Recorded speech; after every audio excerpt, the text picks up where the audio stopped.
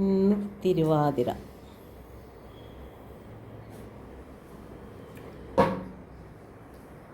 തിരുവാതിരയ്ക്ക് നമ്മൾ ഗോതമ്പ് മാത്രമേ ഉപയോഗിക്കുള്ളൂ. അതുകൊണ്ട് ഗോതമ്പിൻ്റെ ഉപ്പുമാവ്, ഗോതമ്പിൻ്റെ ഉപ്പുമാവാണ് ഇന്ന് കഴിക്കാൻ പോണേ. ആണുങ്ങൾക്കൊക്കെ അരി ഭക്ഷണമൊക്കെ കഴിക്കാം കേട്ടോ.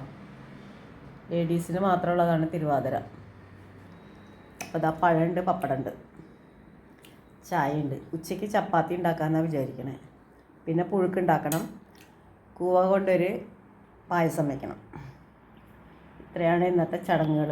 പിന്നെ നമ്മൾ വെറ്റില നുറുക്കും. പണ്ടൊക്കെ മുറുക്കുന്നത് ഒരു 101 വെറ്റിലയാണ്.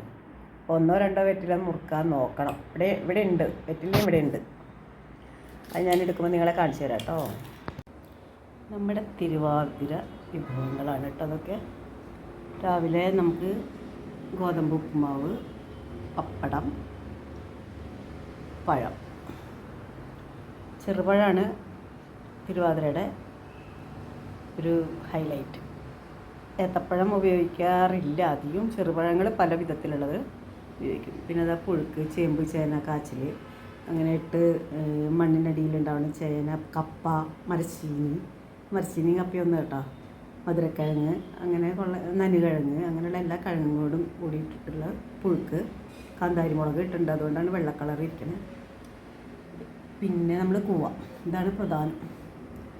ഇത് വളരെ തണുപ്പുള്ളൊരു സാധനമാണ് കേട്ടോ. അപ്പോൾ നമുക്കിത് എപ്പോൾ വേണമെങ്കിലും ഉപയോഗിക്കാം. വേനൽക്കാലത്തൊക്കെ ഉപയോഗിക്കുകയാണെങ്കിൽ ഇത് വെറുതെ കൂവ കാച്ചി കുടിച്ചാൽ മതി.